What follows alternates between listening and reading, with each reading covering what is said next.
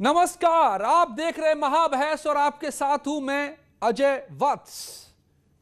तो कोरोना की दूसरी लहर सामने है, हम सब उसका मुकाबला कर रहे हैं और सारे आंकड़े ये बता रहे हैं कि ये लहर पिछली बार से कहीं ज्यादा बड़ी और ज्यादा घातक है।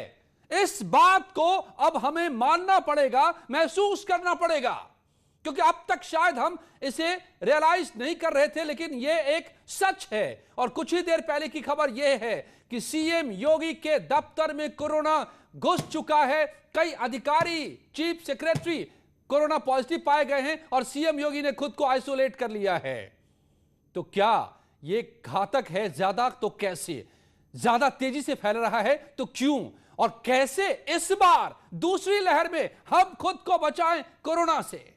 आइए आज डॉक्टर्स के पैनल से इसे ही समझते हैं। मेरे साथ जुड़ रहे हैं 4 एक्सपर्ट डॉक्टर्स, लेकिन पहले ये रिपोर्ट।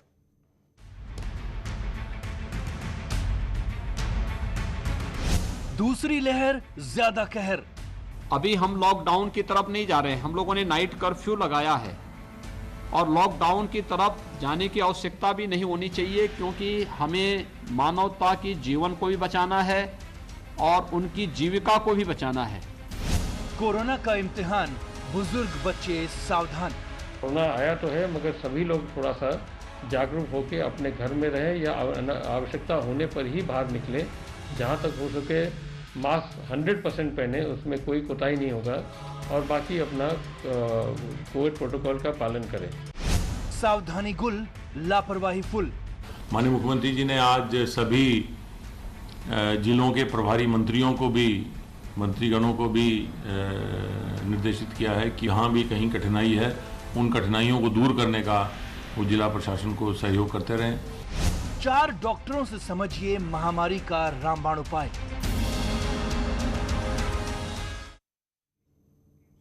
और मेरे साथ डॉक्टरों का एक पैनल जुड़ रहा है, जिसमें डॉक्टर विशाल पराशर जुड़ रहे हैं, इंटरनल मेडिसिन के हैं। डॉक्टर राकेश कपूर डायरेक्टर हैं मेदांता हॉस्पिटल के। मेरे साथ जुड़े हैं डॉक्टर मेघना फड़के, चाइल्ड स्पेशलिस्ट हैं, और डॉक्टर नीरज निश्चल मेरे साथ एसोसिएट प्रोफेसर हैं, एम्स से जुड़े हैं। लेकिन पहले डॉक्टर मेघना फड़के, बहुत बहुत स्वागत है आपका। डॉक्टर, इस बार का ये सेकेंड वेव बताया जा रहा है कि पहली बार से कहीं बड़ा है, पहली बार से ज्यादा घातक भी है, ये भी बता रहे हैं बार बार हमें लोग।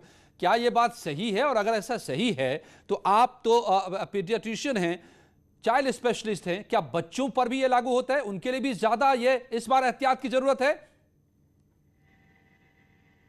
आप बिल्कुल ठीक कह रहे हैं। पहले मैं शुक्रिया अदा करना चाहूँगी न्यूज़ 18 का, मुझे ये अवसर देने के लिए। आप बिल्कुल ठीक कह रहे हैं कि सेकेंड वेव ये बहुत ज़्यादा घातक है, और इस बार बच्चे ज़्यादा सिम्टोमेटिक पाए गए हैं। अर्थात इसके रीजंस भी ज़्यादा है, बिकॉज हम लोग लॉकडाउन में है नहीं। दूसरा, ये डबल म्यूटेंट वायरस है, more than 30% cases all over India double mutant से है। और तीसरा, बच्चे स्कूल में भी जाने लगे हैं, कुछ जगह एटलीस्ट 10 to 12 ईयर्स के ऊपर के बच्चे स्कूल में जाने लगे हैं। इन सारी चीज़ों से एक्सपोजर बढ़ता है। कहीं ना कहीं थोड़ा सा सोशल डिस्टेंसिंग वगैरह भी बीच में कम हुआ था। ये सब चीज़ें भी मैटर करती हैं। एब्सोल्युटली। तो क्या उसके ऊपर एक और चीज मैं कहूंगी, vaccine. Right ma'am, please go ahead. Vaccination अभी बच्चों के लिए है नहीं। 18 साल के नीचे अभी वैक्सीनेशन है नहीं। राइट। प्लस कई बार मदर्स भी इन्फेक्टेड हो रही हैं जो प्रेगनेंसी या जस्ट डिलीवर्ड हैं, तो न्यूबॉर्न्स भी उसमें इन्फेक्ट हो रहे हैं। इस तरह से केसेस बच्चों में नंबर सिम्टोमेटिक का बढ़ रहा है, बच्चों में बढ़ रहा है, और वैक्सीन उनके लिए नहीं है, तो बच्चों को ज्यादा बचाना होगा। कैसे? मैं ये भी डॉक्टर मेघना से समझूंगा, लेकिन मेरे साथ एम्स के एसोसिएट प्रोफेसर डॉक्टर नीरज निश्चल भी जुड़ गए हैं। डॉक्टर नीरज निश्चल, समझ में नहीं आ रहा है कि पिछली बार जिस 1 लाख के आंकड़े को छूने में हमें पर डे, मैं कोरोना के न्यू केसेस की बात कर रहा हूं, मुझे जहां तक याद आ रहा है 60 डेज से ज्यादा का वक्त लगा था। इस बार तो 6 दिन में ही ये 1.5 लाख के पार चला गया। हो क्या रहा है? कितना घातक है ये इस बार? देखिए, घातक से ज़्यादा ज़रूरी ये है कि लास्ट ईयर के जो सिचुएशन था उसमें लोग काफ़ी डरे हुए थे। ये वायरस नया था, इस बीमारी के बारे में लोगों को पता नहीं था, इसलिए जो भी इंस्ट्रक्शंस दिए जा रहे थे तो लोग फॉलो करने में कोई कोताही नहीं बरतते थे। लेकिन जैसे जैसे एफर्ट्स के बाद ये केसेस कम हुए, जनवरी में आपने देखा कि उसके बाद से ऑलमोस्ट केस बहुत कम हो गए थे। तो लोगों को लगा कि ये वायरस गायब हो गया और उन्होंने लापरवाही बरतनी शुरू की, और उसका खामियाजा ये है कि ये केसेस बहुत तेजी से बढ़ रहे हैं। आप ये जानना ने पूछा कि लास्ट ईयर ये केसेस बढ़ने में 60 डेज का टाइम लगा था और अभी इतनी जल्दी बढ़ा। तो भले लोग लास्ट ईयर के लॉकडाउन को लेकर काफी ये कहते थे कि भाई लॉकडाउन क्यों किया गया, तो लॉकडाउन इसीलिए किया गया क्योंकि लास्ट ईयर के केसेस इतनी तेजी से बढ़ते तो जो इंफ्रास्ट्रक्चर उस समय इस वे में तैयार नहीं था जैसा अभी है, तो अभी तक वो चरमरा गया होता और अभी हमारी सिचुएशन बहुत ही खराब हुई होती। तो अगर आप मेरे से पूछे क्या ये म्यूटेंट वायरस है जो कि इस पैंडेमिक को के केसेस को अभी अपसर्ज हम देख रहे हैं, तो मैं कहूँगा उससे ज्यादा म्यूटेशन हमारे बिहेवियर में जो हुआ है वो मेन कारण है। तो अगर ये लोग लापरवाही करते रहे तो ये केसेस बढ़ते रहेंगे और उससे लोगों की जान जाती रहेगी। डॉक्टर नीरज, आप बता रहे हैं कि वायरस तो वही है, हम बदल गए हैं। उस वक्त हम डर के कम से कम बैठ गए थे घर में, लॉकडाउन भी लगाया गया था, अब हम बेफिक्र हो गए हैं और कोरोना इसी का फायदा उठा रहा है, कोरोना वायरस। डॉक्टर मेघना, ऐसे में हमें बच्चों को तो बचाना पड़ेगा और लोग शायद सही में रियलाइज कर नहीं रहे हैं कि फिर से कौन सी भयावह हालत हमारे सामने है। बच्चों को डेफिनेटली बचाना पड़ेगा। उससे भी ज़्यादा मैं कहूँगी कि वायरल फीवर और कोरोना और इवन बच्चों में सिम्टम्स है वो डायरिया के भी हो सकते हैं, वॉमिटिंग के हो सकते हैं, एब्डोमिनल पेन हो सकता है। एडल्ट्स में जैसे आपके रेस्पिरेटरी के सिम्टम्स डोमिनेट करते हैं, बच्चों में ऐसा नहीं है। कई बार हमें मल्टी सिस्टम इन्फ्लेमेटरी सिंड्रोम मतलब सिर्फ रैश है, बुखार है, लिवर और किडनी के कोई शिकायतें है, उस तरीके से पेशेंट प्रेजेंट होते हैं। तो ये बड़ा कंफ्यूजिंग पिक्चर है। तो मैं ये कहूँगी now that symptomatic cases are increasing, कोई भी फीवर है जो 3 से 4 दिन के ऊपर दवाइयाँ देने के बावजूद बढ़ रहा है, आप उसे बच्चों के बारे में निगलेक्ट ना करें, ज़रूर कंसल्ट करें। फैमिली में कोई अगर एक पर्सन है जो सिम्टोमेटिक है या पॉजिटिव आता है, राइट फ्रॉम द स्टार्ट आप प्लीज आइसोलेशन और जैसे हम लास्ट ईयर सारे सोशल डिस्टेंसिंग के नॉर्म्स फॉलो कर रहे थे उनको फॉलो करें ताकि बच्चे शुरू से ही बचे रहें। स्कूल्स मेरे ख्याल से काफी स्कूल्स ने ये करा है ऑनलाइन यादर एंड ऑफलाइन सेशंस, और जो बहुत अच्छी चीज है। अदरवाइज आई थिंक कई स्टेट्स में 400 बच्चे इकट्ठे पॉजिटिव आए हैं। ऐसी हालत नहीं होनी चाहिए। तो बच्चों के लक्षणों को नजरअंदाज नहीं कीजिए। अगर उनमें इनमें से कोई लक्षण है आते हैं, आपको नजर आते हैं और 2-3 दिन तक वो लक्षण बने रहते हैं, जैसा डॉक्टर मेघना बता रही हैं। मेरे साथ डॉक्टर राकेश कपूर साहब भी जुड़ गए हैं, डायरेक्टर हैं मेदांता हॉस्पिटल के। डॉक्टर कपूर, तो क्या हम पिछली बार के मुकाबले और ज्यादा बुरे दौर से गुजर रहे हैं कोविड के मामले में? क्या हम ये कह सकते हैं? ज्यादा पेशेंट्स, ज्यादा मोर्टालिटी, सब कुछ यही इशारा कर रहे हैं। बिल्कुल आपने बिल्कुल सही फरमाया है। इस समय बहुत ज्यादा पिछली बार से ज्यादा केसेस आ रहे हैं और ये जो स्ट्रेन है इसमें इन्फेक्शन रेट ज्यादा है, कॉम्प्लिकेशन स्पेशली एल्डरलीज में ज्यादा है क्योंकि ये डायरेक्ट लंग को इन्फेक्ट कर रहा है। तो हम लोग जो लीनियंट हो गए प्रोबेबली वही उसका कारण है। Right sir. तो अब आप जो कारण बता रहे हैं, कारण जो भी हो, स्थिति इस वक्त की बहुत अच्छी नजर नहीं आ रही है। डॉक्टर नीरज निश्चल, ये एक क्या तिलिस्म है कि इस बार वैक्सीनेशन चल रहा है, वैक्सीन लग चुका है और फिर भी लोग पॉजिटिव हो रहे हैं। स्पेशली डॉक्टर्स बहुत पॉजिटिव हुए हैं। एम्स के डॉक्टर हो, गंगाराम के डॉक्टर हो, लखनऊ पीजीआई के डॉक्टर्स हो, मुझे हर जगह के डॉक्टर ज्यादा दिखाई दे रहे हैं। Why? And they all are vaccinated twice. नहीं, तो आप ये जो है वैक्सीन का जो प्राइमरी रोल है उसको समझने में आप गलती कर रहे हैं। वैक्सीन का जो प्राइमरी रोल है वो 2 चीजें हैं, एक इन्फेक्शन होना और एक बीमार होना। राइट, ठीक है। इन्फेक्शन होने का मतलब कि कीटाणु आपके शरीर में है, बीमार होने का मतलब कि उस कीटाणु ने आपके अंदर एक सिम्टम किया है, कोई कॉम्प्लिकेशन क्रिएट कर रहा है। तो ये दोनों में फर्क है। तो जो वैक्सीन का जो प्राइमरी रोल है वो इस इन्फेक्शन को एक गंभीर बीमारी में रोकने से मदद करता है। ओके। तो वैक्सीन जो है आपको इन्फेक्शन से हो सकता है प्रिवेंट न कर पाए, लेकिन जरूर ये है कि आपको किसी गंभीर बीमारी से, आपको वेंटिलेटर पे जाने से, आपके ऑक्सीजन रिक्वायरमेंट होने से जरूर बचाएगा। ओके। तो जो भी आप डॉक्टर्स की आप बात कर रहे हैं, वो Right. डॉक्टर्स में से मैक्सिमम बिल्कुल सेफ हैं, सही हैं, बिल्कुल ठीक है। अच्छा। क्यों ठीक है? क्योंकि उन्होंने वैक्सीन ले रखा है। तो इस फिर गलतफहमी में कि वैक्सीन जो है आपको इन्फेक्ट कर रहा है, आप नहीं लेना चाहिए, कोई फायदा नहीं है, बिल्कुल गलत है। ये नहीं समझने की जरूरत है, ये उल्टा हो जाएगा। बल्कि वैक्सीन, आप बता रहे हैं कि वैक्सीन जान बचा रहा है, वैक्सीन बीमारी को गंभीर नहीं होने दे रहा है। आप पॉजिटिव होने के बावजूद अब गंभीर नहीं हो रहा है। डॉक्टर, मेरे साथ डॉक्टर विशाल पराशर भी जुड़ गए हैं, इंटरनल मेडिसिन से है। डॉक्टर पराशर, तो क्या हम इसी के साथ ये भी कह सकते हैं कि जो लोग ऑलरेडी पहले पॉजिटिव हो गए थे उनमें भी गंभीरता कम हो गई बीमारी की, सीरियस नहीं होगा, या ऐसा जरूरी नहीं है? बिल्कुल, एक बार जो बीमार हो चुके हैं या इन्फेक्टेड हो चुके हैं, डेफिनेटली उनके अंदर इम्यूनिटी बढ़ जाती है, क्योंकि एंटीबॉडीज क्रिएट हो जाती हैं। जब भी कोई वायरल इन्फेक्शन होता है, स्पेशली अगर हम कोविड की बात करें, तो जब भी कोई इन्फेक्टेड होता है तो उसके बाद उसके अंदर एंटीबॉडीज क्रिएट होती हैं, जो कि हम 60 to 90 डेज का एक पीरियड मान के चलते हैं, वायबल पीरियड होता है एंटीबॉडीज का।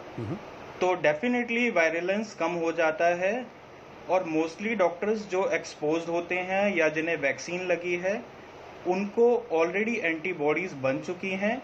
तो अगर दोबारा री इन्फेक्शन होने के चांसेस होते हैं तो सीवियरिटी कम होगी। जैसा कि डॉक्टर नीरज ने बताया कि आईसीयू में जाने की नौबत या वेंटिलेशन पे जाने की नौबत कम हो जाती है।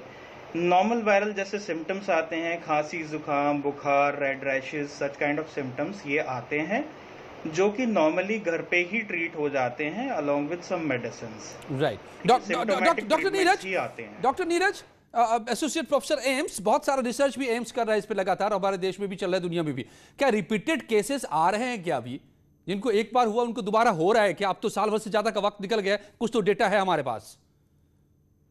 तो पिछले 11 महीने में जो मैं कोविड एरिया में काम कर रहा हूँ, तो अभी तक 3 या 4 केसेस ही ऐसे हैं जो सस्पेक्टेड केसेस ऑफ री इन्फेक्शन है।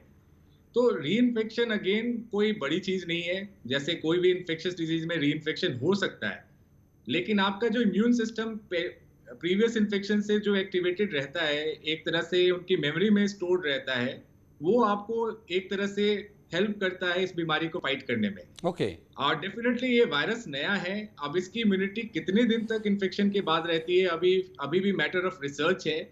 लेकिन ओवरऑल आप देखें तो पूरे जो री इन्फेक्शन के केस कंट्री में है वो बहुत ही कम है। इसका मतलब कि जो भी इम्यूनिटी इसके अगेंस्ट डेवलप हो रहा है, डेफिनेटली कुछ ना कुछ मदद कर रहा है, और उस इम्यूनिटी को अगर वैक्सीन के थ्रू और बूस्टअप किया जाए तो आपके लिए और बेहतर है। Definitely right. यानी कि आप ये कह रहे हैं कि जिनको हो चुका है वो ये ना मान लें कि अब मुझे हो गया था, वो भी वायरस वैक्सीन लें तो और ज्यादा उससे फायदा मिलेगा। Doctor Neeraj, what I understood, right. Doctor Rakesh Kapoor भी मेरे साथ जुड़ गए हैं। लेकिन डॉक्टर मेघना, बच्चों को लेकर सबसे ज्यादा चिंता रहती है किसी भी माता पिता को, और हम सबसे पहले बच्चों को महफूज करना चाहते हैं। कैसे उनको महफूज करें? एक तो आपने कहा कि लक्षणों को नजरअंदाज नहीं करें, और क्या करें बच्चों के मामले में? जी, एक्चुअली लक्षणों को नज़रअंदाज नहीं करना, यही इस कोरोना वेव का बेसिक क्रक्स है। पिछले साल तो हमें पता है ही कि हैंड वॉश करना है, मास्क लगाना है, सोशल डिस्टेंसिंग मेंटेन करना है, मास्क नाक के ऊपर भी होना चाहिए। एंड इवन इफ स्कूल्स या कोई भी पब्लिक प्लेसेस हैं या कोई फंक्शंस हैं, वहाँ पे आप छोटे बच्चों को लेके जाना अवॉइड करें। प्रेग्नेंट फीमेल्स या जस्ट डिलीवर्ड फीमेल्स हैं, उनको अपने बच्चों के साथ लेके जाना अवॉइड करें। यही मेन चीज़ है जो बच्चों को बता सकती है जब तक बच्चों के लिए वैक्सीन नहीं है। और जो हमें एडल्ट फिजिशियंस के साथ में डिस्कशन के बाद पता चल रहा है कि वैक्सीन लेने के बाद भी मास्क लगाना है ही, ये हमने किसी ने भी नहीं भूलना है। Yes ma'am. तो और जो भी फीवर है, क्योंकि आज अभी एक नॉर्मल वायरल गैस्ट्रोएंटेराइटिस भी चल ही रहा है, तो वो डिफर करना बड़ा मुश्किल है। तो लक्षणों को ध्यान दे और डॉक्टर से 4 दिन बाद डेफिनेटली कंसल्ट करें। Definitely. Doctor Rakesh Kapoor, director Medanta hospital, फिर से जुड़ गए मेरे साथ। डॉक्टर कपूर, बच्चों के बाद सबसे ज्यादा चिंता और खतरा भी है बुजुर्गों के लिए, तो उनके लिए अब इस वक्त क्या करें, फिर से जब उफान पर है ये कोविड? देखिए, मैं खुद 65 इयर्स का हूँ, मैं वैक्सीनेटेड हूँ दोनों का। स्टिल मुझे इस टाइम मैं क्वारंटाइन में हूँ, जो अभी कहा गया, वैक्सीन से जब लगवाते हैं तो आपकी इम्यूनिटी जो है वो माइल्ड, मॉडरेट और अच्छी हो सकती है।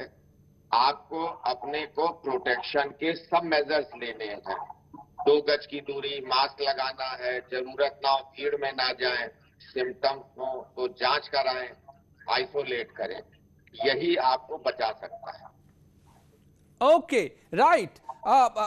डॉक्टर नीरज, अभी एक कॉन्ट्राडिक्टरी दिखाई दे रहा है स्टैंड पॉइंट में थोड़ा सा। सरकार कह रही है कि इस बार हम लॉकडाउन नहीं लगाना चाहते क्योंकि हमारे पास अभी संसाधन मौजूद हैं और हमारे पास अनुभव भी है। और आज ही इलाहाबाद हाईकोर्ट ने कहा है सरकार से कि आप सोचिए लॉकडाउन लगाने के लिए। What is the right way now? सरकार कह रही है कि हमें जीवन भी बचाना है और जीविका भी बचाना है। देखिए, इस पेंडेमिक में कुछ भी ब्लैक एंड व्हाइट सॉल्यूशन नहीं है। लोगों को समझने की जरूरत है कि अगर वो खुद अपनी तरफ से रिस्ट्रेन दिखाएं, अपने पे संयम दिखाएं कि बेवजह घर से बाहर न जाएं, अगर सिम्टम है तो अपने आप को आइसोलेट करें, अपने आप को टेस्ट करवाएं और अगर इन्फेक्टेड है तो बिल्कुल अलग करें अपने आप को। अगर ये जनता खुद से नहीं करेगी, पब्लिक खुद से नहीं करेगी, तो डेफिनेटली सरकार को हो सकता है कि एक स्टेप इन करना पड़े और फोर्सफुली इनको घर के अंदर रखना पड़े, जिसको हम लॉकडाउन कहते हैं। तो ये समझने की जरूरत है, ये पैंडेमिक जो है अगर जो वेस्टर्न कंट्रीज, इतने जो डेवलप्ड कंट्रीज है उनको ओवरवेल्म कर सकते हैं, तो डेफिनेटली हमारा इतना पॉपुलस कंट्री है, हेल्थ केयर इंफ्रास्ट्रक्चर उस लेवल पे नहीं है, तो ऐसे जो ड्रास्टिक स्टेप्स लेने की जरूरत पड़ सकती है लोगों की जान बचाने में। लेकिन at the same time lockdown एक परमानेंट सॉल्यूशन नहीं हो सकता है। ये वायरस इतनी आसानी से हमारे बीच से नहीं जाने वाला है। तो एक तरह से एक Covid appropriate behaviour should be way of our life. वो हमारा एक पार्ट, हिस्सा बन जाना चाहिए हमारे बिहेवियर का, तभी इस लॉकडाउन वगैरह के झंझट से हम बच सकते हैं। अदरवाइज काफी फ्रिक्वेंटली ऐसे लॉकडाउन की नौबत आएगी। Doctor Kapoor, doctor Rakesh Kapoor, what's your take on this? मतलब जैसे डॉक्टर नीरज ने कहा कि हम कब तक लॉकडाउन में रहेंगे, तो लड़ना हमें खुद ही होगा, तो कैसे कैसे लड़ना होगा? देखिए, मैं एग्री करता हूँ, लॉकडाउन आंसर नहीं है। जैसे आपने अभी हमारे प्रधानमंत्री का स्टेटमेंट सुना होगा कि नाइट कर्फ्यू का मतलब ये नहीं है कि बीमारी रुक जाएगी, वो आपको रियलाइज कराएगी कि आप एक कोविड पैंडेमिक में जी रहे हैं। सरकार के लिए आजीविका भी बहुत जरूरी है, बीमारी रोकना जरूरी है। लॉकडाउन में अगर आप देखें, स्टिल गलियों में इन सब में लोग निकलते रहते हैं, शाम को बिना मास्क पहनते रहते हैं। तो जब तक पब्लिक अवेयर नहीं होगी, ये सरकार आपको निजात नहीं दिलाएगी, ना भगवान आके आपको इससे निजात दिलाएंगे। हम लोग के एफर्ट से ही हम इससे बच सकते हैं, जागरूकता से, पर्सनल एफर्ट से, रूल्स को फॉलो करके ही हम इस बीमारी से बच सकते हैं। Doctor Kapoor, back to back I would like to ask you, लोगों को जरा आप बताइए, लोग अब हल्के में लेने लगे हैं। लगता है लोगों को कि ठीक है, आप तो देख लेंगे, ये एटीट्यूड आ गया। क्या ये सही है? Is it right way? यही सही है। मैं इसलिए इसको कह रहा हूँ कि मैं जब इन्फेक्ट हुआ तो मैंने शायद इसको हल्के, क्योंकि मैं क्लिनिशियन हूँ, यूरोलॉजिस्ट हूँ, तो मैंने भी ओपीडी में शायद उतना जो प्रोटेक्शन रखना चाहिए वो शायद नहीं रखा, इसीलिए आई गॉट इन्फेक्टेड। बट क्योंकि वैक्सीनेटेड था तो सिम्टम्स मेरे बहुत कम हुए और मैं रिकवर बहुत फास्ट हो रहा हूँ। तो लोग, जो मैं कह रहा हूँ, हल्के में नहीं लेना है, हल्के में नहीं लेना है। Doctor Vishal, if you are there, आप तो इंटरनल मेडिसिन के हैं, आप तो जब एडमिट होते हैं लोग, आप उनको ट्रीट करते हैं वहां पर, आप तो देखते होंगे कैसे कैसे लोग पहुंचते हैं और कैसे हालत बिगड़ती है। मैंने भी देखा है जाकर आईसीयू में। आप जरा बताइए हमारे दर्शकों को, क्यों सीरियसली लें इसे? मोस्टली सीरियसली इसलिए नहीं लेते कि अगर स्टार्टिंग में ही सिम्टम्स अगर आ रहे हैं, they should go to physician. लोग क्या करते हैं, 4 दिन 5 दिन 6 दिन घर में वेस्ट कर लेते हैं, कोई भी होम रेडी यूज करते हैं। दे ऑलवेज एक्सेप्टेंस नहीं है। लोग सोचते हैं कि हमें कोरोना नहीं है, वो ये एक्सेप्ट ही नहीं करना चाहते कि अगर सिम्टम है तो we should go to doctor. इसी में 4-5 दिन 6 दिन वेस्ट हो जाते हैं।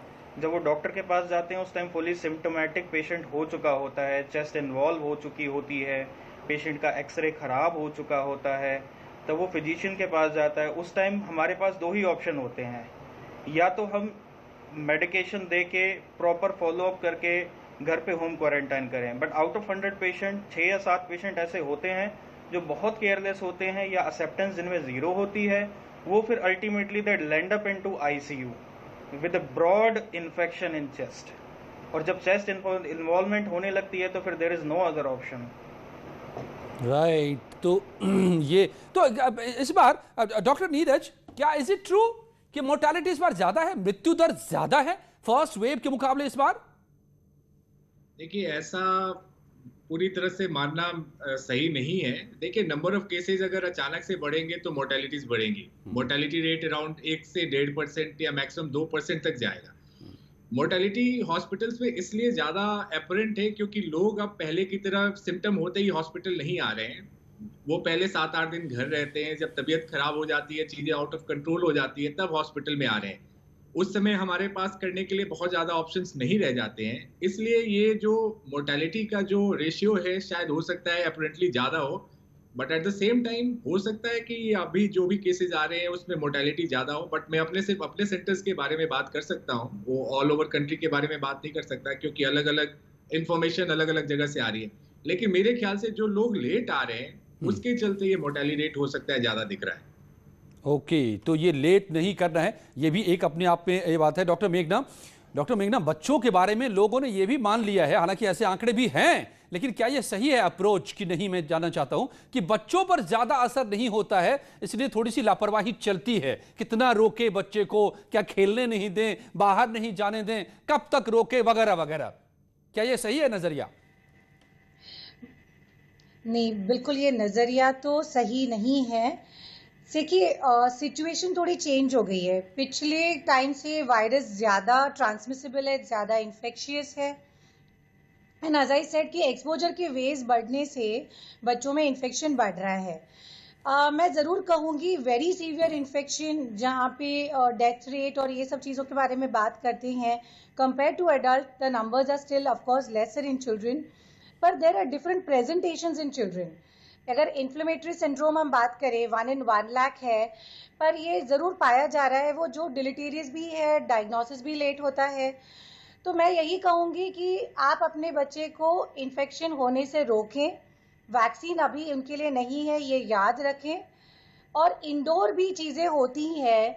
आजकल इतना यूट्यूब बच्चे चलाते हैं, इतने स्मार्ट हो गए हैं बिकॉज ऑफ टेली स्कूलिंग कि वो एक्सरसाइज या बाकी कोई चीज़ें हैं जो घर में भी कर सकते हैं।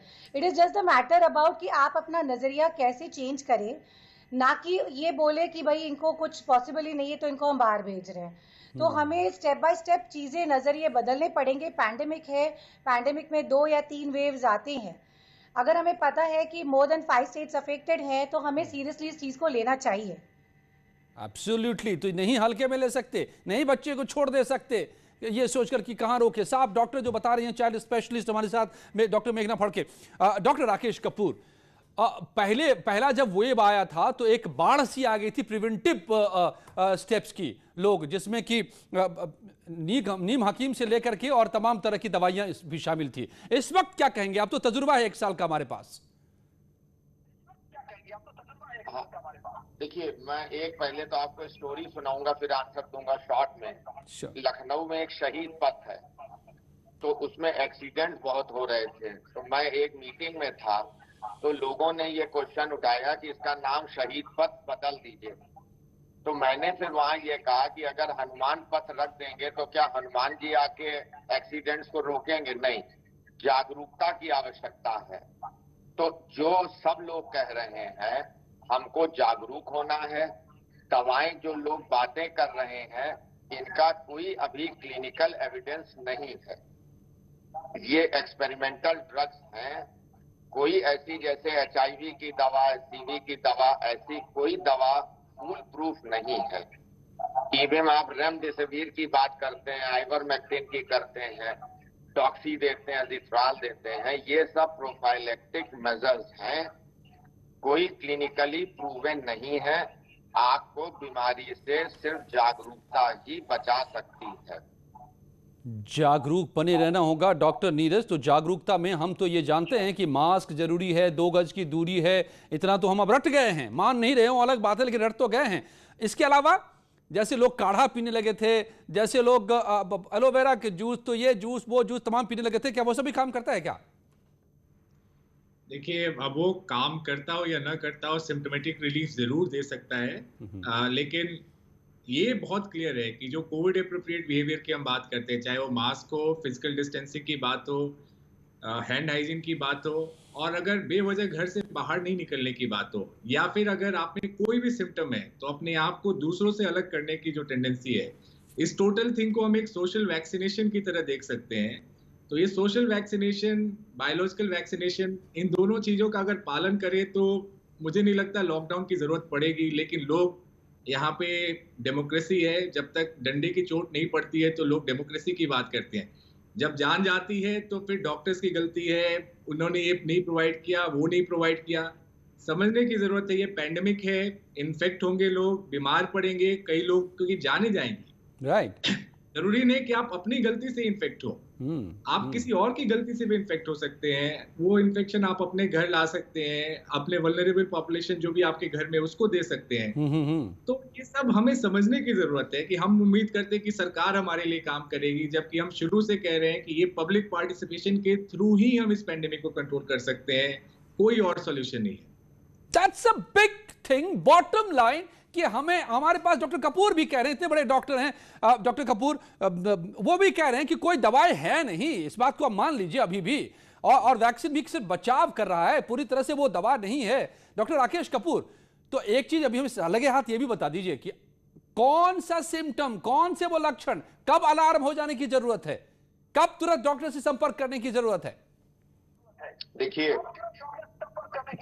देखिए शुरू में जो देखा गया वो जैसे आपको मैलेज हो रहा है, शरीर टूट रहा है, फीवर आ रहा है, गला खराब है, आपकी खुशबू चली गई है, टेस्ट चली गई है, खांसी आ रही है, सांस फूल रही है, तो ये शुरू में इनिशियल सबसे कॉमन सिम्टम्स थे।